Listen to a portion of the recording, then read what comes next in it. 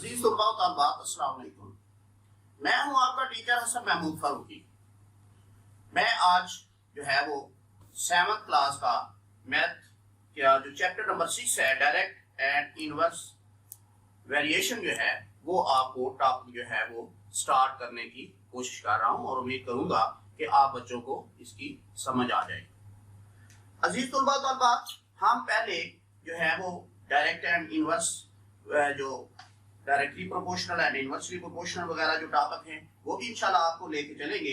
लेकिन चूंकि आपका पहला जो एक्सरसाइज है वो कंटिन्यूड रेशो के मुतालिक है, इसलिए आज पहला जो टॉपिक है, पहला जो लेसन है वो मैं आपको कंटिन्यूड रेशो के मुतालिक जो है बताऊंगा।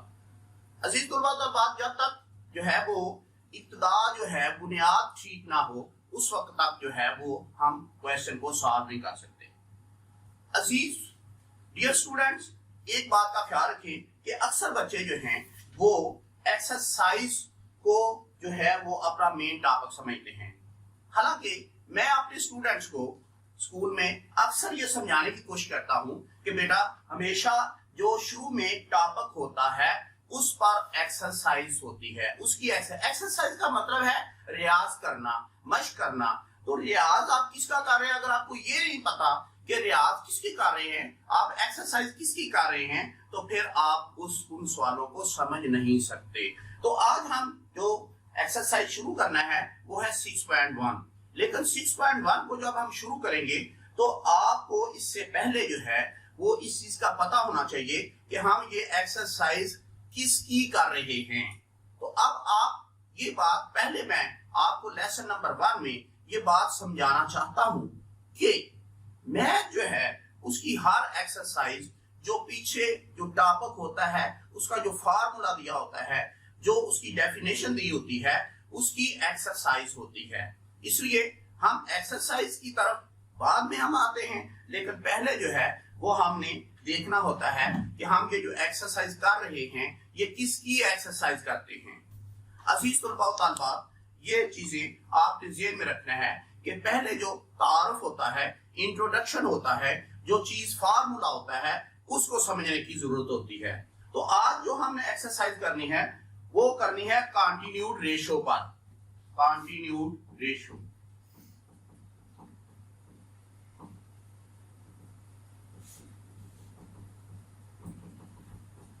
ये हमारे पास 3 वेरिएबल्स हैं।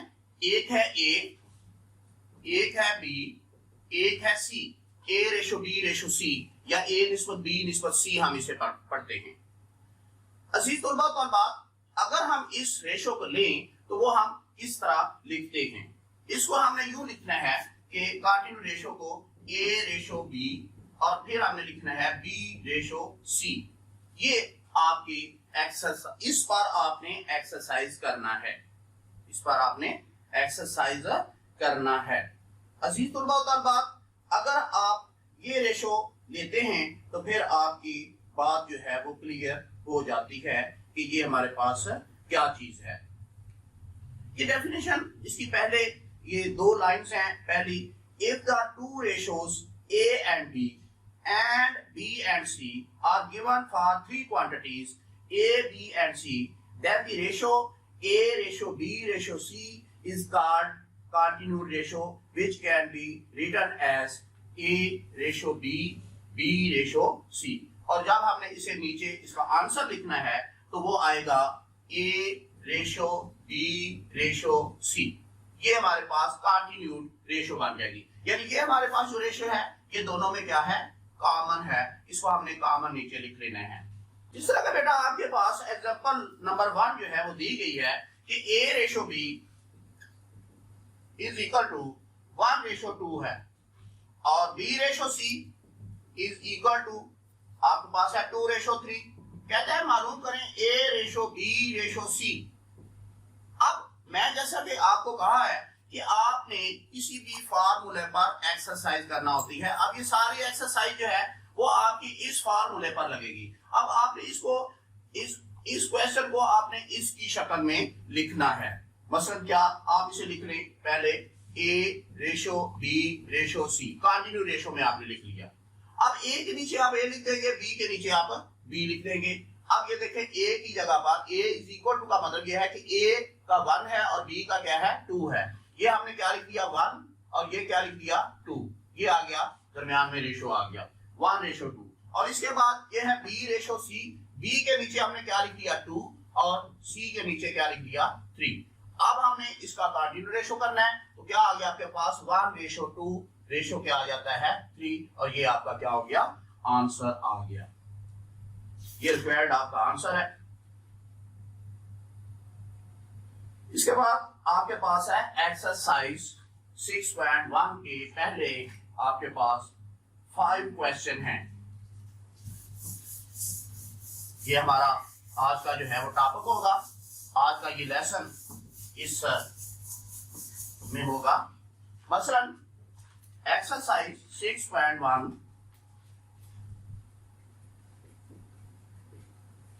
क्वेश्चन नंबर 1 से लेकर क्वेश्चन नंबर 5 तक तकरीबन एक जैसे हैं। अगर आप बुक खोलते हैं और इसको देखते हैं, आप 2-3 क्वेश्चन भी कर लेते हैं तो आपकी एक्सरसाइज यानी इस फार्मूला जो मैंने पहले बताया है कि A:B:C आपने कैसे मालूम करनी है, A:B और फिर आपने क्या लिखना है B:C और इसको आप नीचे ये आपके पास कॉमन आ गया और इस तरह आपने हर क्वेश्चन को सॉल्व कर देना है। मसलन आपके पास है A:B = 3:5 और B:C = 5:6 और आपने मालूम क्या करना है A:B:C आपने मालूम करना है। अब आप इसको क्या लिखेंगे, पहले आप लिख रहे हैं ऊपर A:B:C, अब इनके नीचे ABC की कीमतें जो है वो आप पुट कर दे तो आपके पास क्या बन जाता है, ये A की जगह पर क्या आ गया 3, रेशो क्या आ गया 5,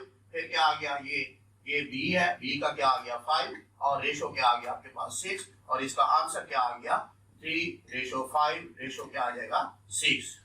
मैंने आपको एग्जांपल नंबर 1 जो है वो एक समझाई है। इसके बाद मैं आपको एग्जांपल नंबर 2 की तरफ जो है वो लेके जाता हूँ और इससे पहले जिस पर एक्सरसाइज करनी है वो ये है कि अगर आपके पास ये आ जाता है इस तरह A:B और फिर आ जाता है C:D, यानी यहां पर अगर आप देखें कि ये क्या है, ये मैंने शुरू में आपको बताया था कि इसमें A:B और फिर यहाँ पे आ जाता है B:C, एक ये कुड़िया था। इसमें और इसमें ये फर्क आप अगर महसूस करते हैं तो ये जो है ये कॉमन है और इसमें जो है वो दोनों डिफरेंट हैं। इसको जब हमने सॉल्व करना है तो इसको हमने मल्टीप्लाई करना है। अब मल्टीप्लाई का क्या मेथड है, आप ये जो लाइन है इसको आप सीधा लगा लें, इसके बाद ये इस तरह कर लें और इस तरह कर लें। मैं इसको यूं आपको बता देता हूं कि उल्टा n जो है वो हमारे पास ये बन जाता है। अब हमने इनको दोनों को मल्टीप्लाई कर देना है, इन दोनों को क्या कर देना है मल्टीप्लाई कर देना है। ये क्या आ जाएगा AC निस्बत रेशो BC रेशो ये क्या आ जाएगा BD। यानी अब हमने जो एक्सरसाइज करनी है वो आपके पास जो है वो इस फार्मूले के मुताबिक, यानी इस एक्सरसाइज में 2 आपको मेथड दिए हुए हैं। एक तो ये है कि ये दरमियान वाला जो है वो कॉमन है और एक ये है जो दरमियान में कॉमन नहीं है वो आपने लिखना है। अब मैं चलता हूं, इसमें जो क्वेश्चन है ये वाले होंगे यानी दरमियान में कॉमन होगा, वो आप इस तरीके से यानी इसको मल्टीप्लाई नहीं करना, इसका उल्टा एन नहीं बनाना, लेकिन जिसका ये मुख्तलिफ होंगे उनका आपने उल्टा एन बना के इनको मल्टीप्लाई कर लेना है। और इसके बाद अगर ये जो है मुख्तसर होते हैं, शॉर्ट होते हैं, डिवाइड होते हैं कॉमन नंबर पे, तो उस पर आपने कॉमन नंबर पर डिवाइड कर देना है। मसलन आपके पास है एग्जांपल नंबर 2,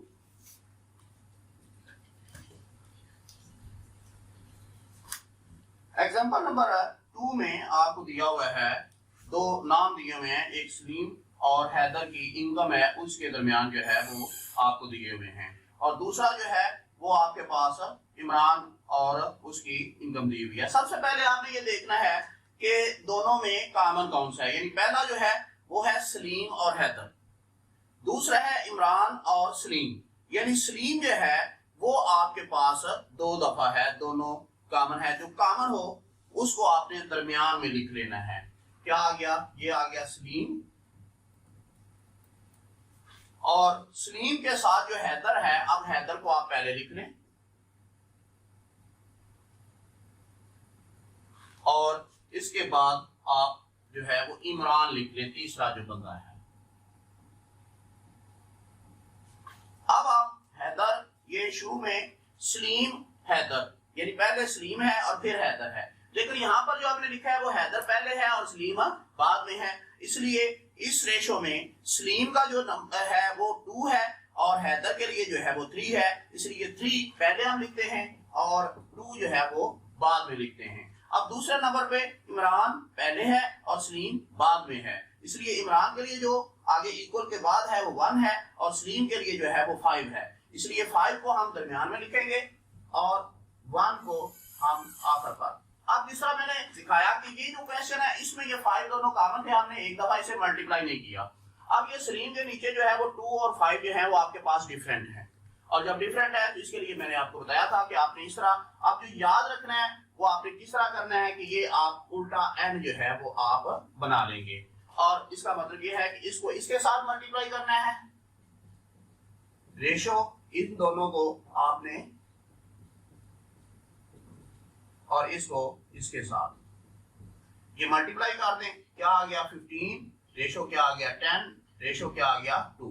अब आप देख रहे हैं कि क्या ये तीनों जो हैं वो किसी कॉमन नंबर पर डिवाइड हो सकते हैं या नहीं हो सकते हैं।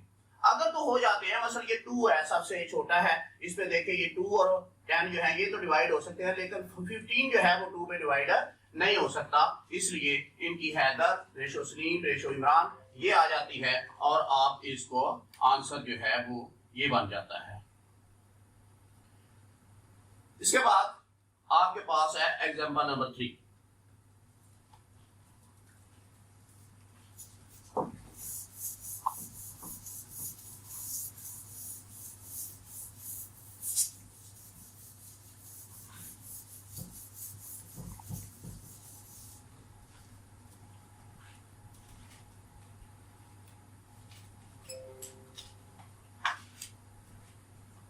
Example number 3,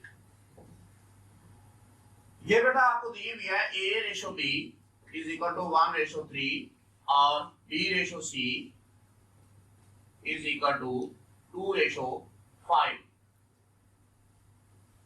2 ratio 5। फिर वो कहता है देन फाइंड जो है वो आपने करना है a ratio b ratio c।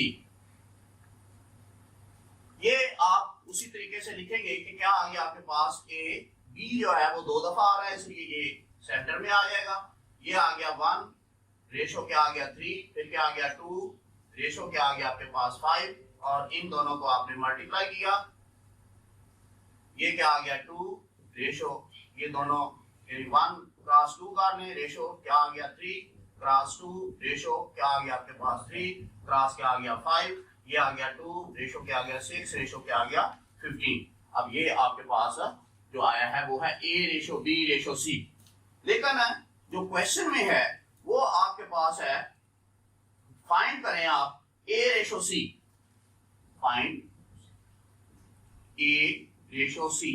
अब आप देखें कि a क्या है और c क्या है। a के नीचे क्या आया है आपके 2 और c के नीचे आपके क्या आया है 15। अब a के नीचे आप 2 लिखते हैं और c के नीचे आप क्या लिखते हैं 15, तो आपके पास आंसर जो है वो आ गया 2 रेशो 15, आपका आंसर आ गया। अब बेटा हम एक्सरसाइज की तरफ चलते हैं, और इस एक्सरसाइज में मैं शॉर्टली आपको, चूंकि मैंने पहले आपको बताया था कि जो एक्सरसाइज होती है, जो इब्तिदा होती है उस पर एक्सरसाइज होती है।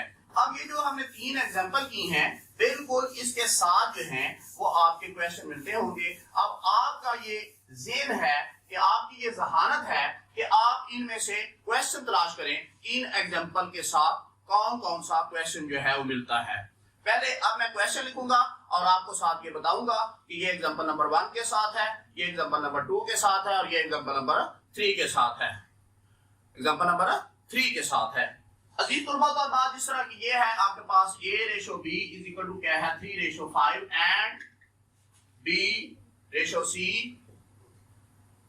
है 5 रेशो 6 है, ये आपने मालूम करना है A ratio B ratio C। अब देखें आपके पास ये है A ratio B is equal to 3 ratio 5 और ये है B ratio C is equal to क्या है 5 रेशो 6। यानी आपके पास इसमें कॉमन नहीं है, यानी ये B जो है वो आपके पास 5 है, B क्या है 5 है और इसमें आपके पास B क्या है 5 है। इसका मतलब ये हुआ ये B है और ये भी क्या है B का 5 है, यानी ये B है और इसका B 5 है और इसका B जो है वो 5 है। इसका मतलब है कि ये आपके पास एज एग्जांपल नंबर क्या हो गया 1 हो गया, क्वेश्चन नंबर 1 जो है होगा। अब हम चलते हैं क्वेश्चन नंबर 2 की तरफ। क्वेश्चन नंबर 2 आपका है R ratio S is equal to 1 ratio 4 और ये है S ratio T is equal to 2 ratio 3। मालूम करना है आपने R ratio S ratio T, R ratio S ratio T। अब आप देखें R ratio S ratio T। अब आप देखें R जो है वो क्या है आपके पास R1 है, S जो है वो आपके पास 4 है और इसमें S जो है वो क्या आपके पास 2 है और इसमें आपके पास T क्या है 3 है। अब बेटा देखें कि आपके पास ये S जो है वो दोनों डिफरेंट हैं, इसका मतलब ये हुआ कि ये किसके साथ आपके पास मिलता है example number as example number 2 आ गया। इसके बाद आपके पास है क्वेश्चन नंबर 3। क्वेश्चन नंबर 3 ये बेटा क्वेश्चन नंबर 3 जो है इसमें दिया हुआ है P ratio Q is equal to 1 ratio 2 और Q ratio R is equal to 1 ratio 2, Q ratio R is equal to 1 ratio 2 और इसमें आपने मालूम करना है P ratio Q ratio R। अब ये देखिए आपके पास है P ratio Q is equal to 1 ratio, ये आपने लिखा, आप इसको यूं लिख रहे हैं P ratio Q ratio R। अब P रेशो Q ये आपके पास आ गया 1 रेशो 2 और ये आ गया Q रेशो 2, ये आ गया 1 रेशो 2। अब अगर आप ये गौर करें तो ये दोनों जो है वो क्या है डिफरेंट है। इसका आप क्या बनाएंगे n, ये इस तरह उल्टा n, ये याद रख लें उल्टा n बनना है, इनको आप मल्टीप्लाई कर लें, इनको मल्टीप्लाई, ये भी एज एग्जांपल नंबर 2 आ गया। इसी तरह आप x y z यानी क्वेश्चन नंबर 4 क्वेश्चन नंबर 5 ये आप देखकर कि ये किस एग्जांपल के साथ जो है मिलते हैं वो आप करेंगे। तो आज का हमारा ये टॉपिक जो है वो खत्म हुआ और इसमें हम इंशाल्लाह अगला टॉपिक जो है क्वेश्चन नंबर 6 से लेकर क्वेश्चन नंबर 9 तक एक्सरसाइज 6.1 के जो है इंशाल्लाह अगले टॉपिक में मैं आपको इसी को लेके आगे बढ़ूंगा। अस्सलाम वालेकुम।